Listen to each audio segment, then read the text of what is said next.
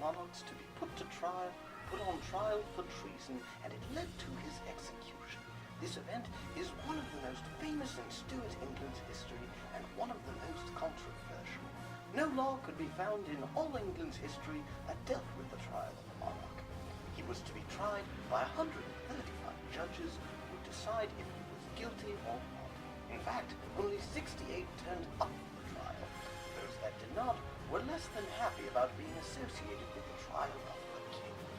In fact, there were plenty of MPs in Parliament who did not want to see the king put on trial, but in December 1648, these MPs had been stopped from going into Parliament by a Colonel Pride, who was helped by some of the soldiers. The only people allowed into Parliament were those who Cromwell thought supported the trial of the king. This Parliament was known as the Rump Parliament, and of the 46 men allowed in, who were considered to be supporters of Cromwell, only 26 voted to try the king. Therefore, even among those MPs considered loyal to Cromwell, there was no clear support to try Charles. The hall where the king was tried was packed with soldiers to protect the judges or to make sure that the king did not escape. The public was not allowed into the hall until after the charge had been read out. Why would the government do this if their case against Charles was good? This can't be happening. This is our beloved king. It'll lead to anarchy. A trial is exactly what Charles deserves, given his attitudes and policies towards us who are not Anglicans. His religious persecutions, the work of the Court of High Chamber and his henchman, William Laud, are sufficient to bring him to a reckoning. Let justice be done. The sooner the better. There you have it, badly divided opinion in what is becoming the trial of the century. This is totally unprecedented, completely unthinkable. How can we be asked to judge a king when we are not his equals? This will surely lead to chaos. A mob will gather and our hard-earned rights and privileges will be lost. Our only hope is that the House of Commons, what little remains, will come to their senses and listen to reason. We want no part in this evil deed that is about to be witnessed. If we can kill a king, who then is safe? My husband's letters tell an outrageous assumption on the part of the Parliament that remains. Who are they, these commoners, to judge a king? This cannot be happening. Where are our troops? Punish their presumptuousness. God will strike them dead. Are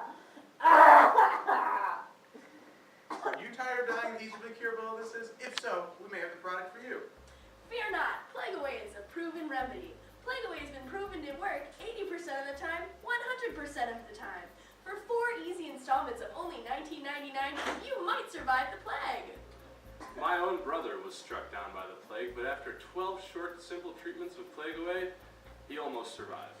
So remember, that's Plague Away, $19.99 for 4 easy payments.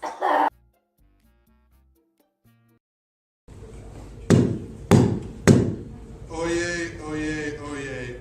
All manner of persons having anything to do with this court, come forward and give your attendance. Every man who keeps silence will do so upon pain of imprisonment. God save the king. I do tell them so. England was never an elective kingdom, but a hereditary kingdom for near those thousands of years. Therefore, let me know by what authority I'm called hither. I do not stand more for the liberty of my people than any here that come to be my pretended judges. And therefore, let me know by what lawful authority I'm seated here, and I will answer it. Otherwise, I will not answer it. If you acknowledge not the authority of the court, they must proceed. The court expects you should give them a final answer. Their purpose is to adjourn till Monday. If you do not satisfy yourself, though we do tell you our authority. We are satisfied with our authority, and it is upon God's authority in the kingdoms. And that peace you speak of will be kept in the doing of justice, and that's our present work. Why do we live the trial? You can do so in the comfort of your own living room. You can make the king try to escape from the Isle of Wight with a new model army in hard pursuit. Watch the Scots bargain with the king, try to take advantage of the Second Civil War. Watch the Presbyterian MPs be prevented from the House of Commons. Watch Colonel Thomas Pride laugh. See the Queen sell their jewels and her husband stand trial. Relive these unique events in the comfort of your own home. Stuart Appleby, the parlor game. And therefore I am a little to seek what to say to you in this particular, because the affirmative is to be proved. The negative often is very hard to do. But since I cannot persuade you to do it, I shall tell you my reasons as short as I can. My reasons why, in conscience and the duty I owe to God first, and my people next, for the preservation of their lives, liberties, and estates, I cannot answer this till I be satisfied of the legality of it. All proceedings against any man whatsoever. Sir, I must interrupt you, which I would not do, but that what you do is not agreeable to the proceedings of any court of justice. You are about to enter into argument and dispute concerning the authority of this court before whom you appear as a prisoner and are charged as a high delinquent. If you take upon you to dispute the authority of the court, we may not do it, nor will any court give way unto it. You are to submit unto it. You are to give in a punctual and direct answer whether you will answer your charge or no, and what your answer is. Sir, by your favour, I do not know the forms of law. I do know law and reason, though. I am no lawyer professed, but I know as much law as any gentleman in England, and therefore I do plead for the liberties of the people of England more than you do. And therefore, if I should impose a belief upon any man without reasons given for it, it were unreasonable. But I must tell you that the reason that I have is thus informed, I cannot yield unto it. And therefore I am a little to seek what to say to you in this particular, because the affirmative is to be proved. The negative often is very hard to do.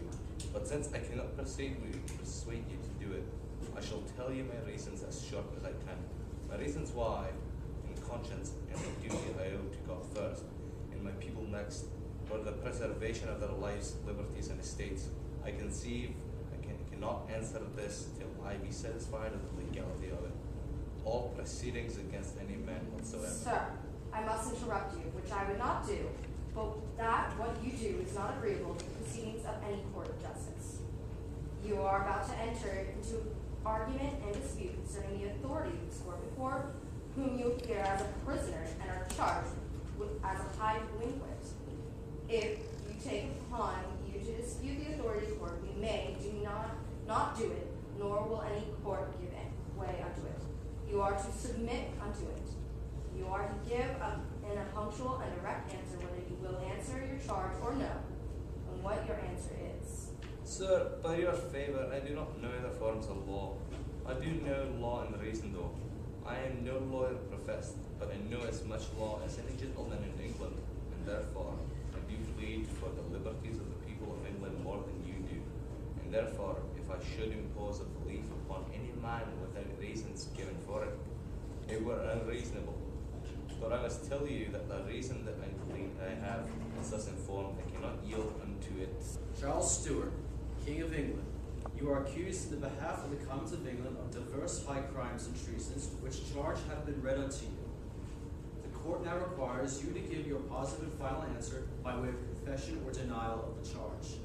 Sir, I say again to you, so that I might give satisfaction to the people of England of the clearness of my proceedings, not by way to answer, not in this way, but to satisfy them that I have done nothing against the trust that hath been committed to me. I would do it, but to acknowledge in your court against their privileges, to alter the fundamental laws of the kingdom. Sir, you must excuse me. Sir, this is the third time that you have publicly disowned this court and put an affront upon it. How far you have preserved the privileges of the people, your actions have spoken it. But truly, sir, men's intentions ought to be known by their actions. If you have written your meaning in bloody characters throughout the whole kingdom, but sir, you understand the pleasure of this court. Clerk, record the default. And gentlemen, you that took charge of the prisoner, take him back again. I will only say this one word more to you. If it were only my own particular, I would not say any more nor interrupt you. Sir, you have heard the pleasure of this court, and you are notwithstanding you will not understand it, to find that you are before a court of justice.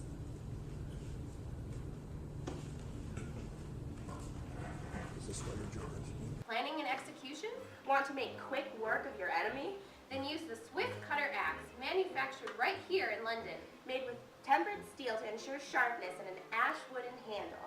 Although we cannot get testimonials from those whose heads have been severed, nonetheless, they would tell you that this is a superior axe, and that if they had to lose their heads, what better way than with a Swift Cutter Axe? There is none better, and 9 out of 10 headsmen recommend it. Swift Cutter, the fastest axe in the west, east, south, and north. Buy one today.